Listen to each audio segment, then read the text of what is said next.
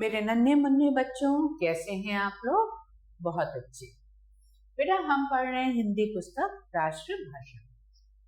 Acknowledge book series Amit प्रकाशन की तरफ से मैं शैल जगोता आप सभी का स्वागत करती हूँ। आज हम पढ़ेंगे पाठ 10 सुबह। सूरज की किरणें आती हैं, सारी कलियां खिल जाती हैं, अंधकार सब खो जाता है, सब जग सुंदर हो जाता है।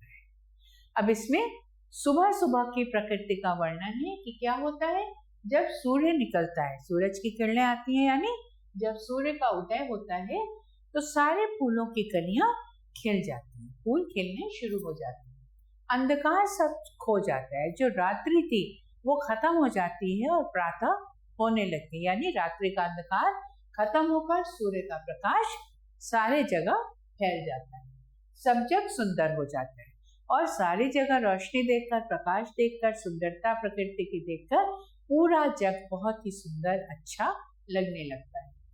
चिड़िया गाती हैं मिलजुल कर, बहते हैं उनके मीठे स्वर, ठंडी ठंडी हवा सुहानी चलती है जैसे मस्तानी। सुबह के वातावरण का वर्णन किया है कि जब सुबह होती है तो क्या होता है, चारों तरफ चिड़िया पूजने लगती हैं, बोलने लगती हैं, मिलजुल कर एक दूसरे से बातें करने लगती हैं, प्रसन्न हो जाती हैं कि अब अंधेरा खत्म हो गया और प्रकाश हो गया। बहते हैं उनके मीठे स्वर, अपने मीठे स्वर में सबको जगाती हैं, उठाती हैं कि भाई उठो, भोर हो गई, सुबह हो गई। ठंडी ठंडी हवा सुहानी, जब आप सुबह सुबह उठ के अपने कमरे से बाहर आते हो, छत पे आते हो, लॉन में आते हो, तो आपको कैसी हवा लगती है? भीनी भीनी ठंडी ठंडी सी हवा लगती है ना बेटा। तो ठंडी ठंडी हवा सुहानी यानी बहुत सुंदर ठंडी ठंडी हवा चलने लगती है और बहुत ही मस्तानी यानी मन को खुश कर देने वाली, मस्त कर देने वाली हवा चलने लगती है। ये प्रातः की सुख बेला है, धरती का सुख अलबेला है, नई ताजगी नई कहानी, नया जोश पाते हैं प्राणी। क्या कह रहे हैं कवि कि ये किस समय का वर्णन है? ये सुबह का वर्णन है, बहुत जो कि सुख बेला यानी बहुत ही सुख का समय है, सुख देने वाला समय है। और धरती का सुख भी अलबेला है, जो धरती का सुख है वो बहुत ही अद्वितीय है, अलबेला है, और ऐसा सुख हमें कहीं पर भी नहीं मिल सकता। नई ताजगी नई कहानी, नया जोश पाते हैं प्राणी। हर दिन हम सुबह नई ताजगी के साथ जागते हैं, सारे प्राणियों में नई ताजगी आती है, नया जीवन शुरू करते हैं, नई तरीके से कहानी, अपनी बातों को करना, कामों को करना, लिखना शुरू करते हैं और एक नए जोश के साथ हम पुनः अपने नए दिन की शुरुआत करते हैं। खो देते हैं आलस सारा और काम लगता है प्यारा, सुबह भली लगती है उनको, मेहनत प्यारी लगती जी।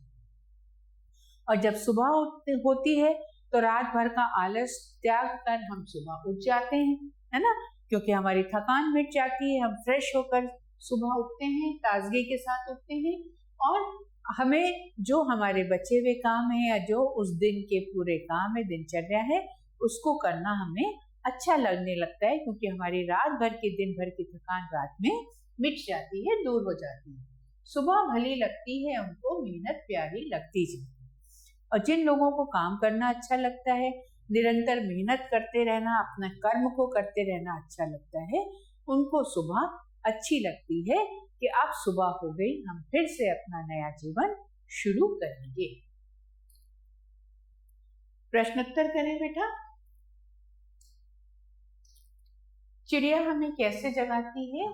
चहचहाकर, चहचहाकर और मीठा बोलकर।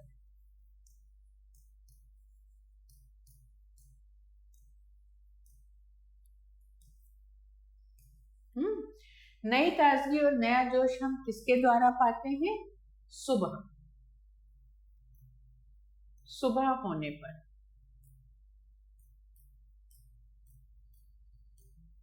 है ना, ताजी हवा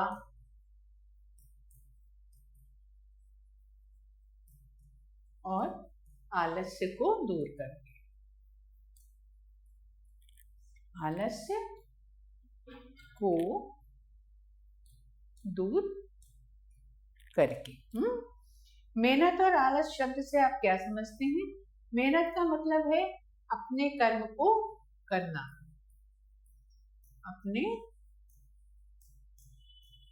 कर्मों को करना।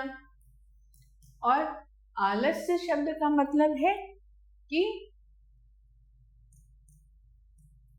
काम को जोश के साथ करना।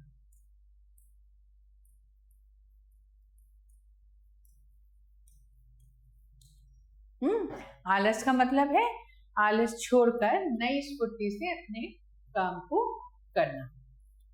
सही उत्तर पर सही का निशान लगाना है बेटा।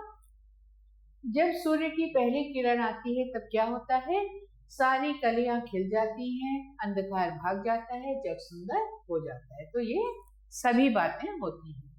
हवा कैसी चल रही है? ठंडी ठंडी सुहानी। तो 1 और 2। नया जोश पाते हैं प्राणी। यस बेटा, कविता की पंक्तियां पूरी करें।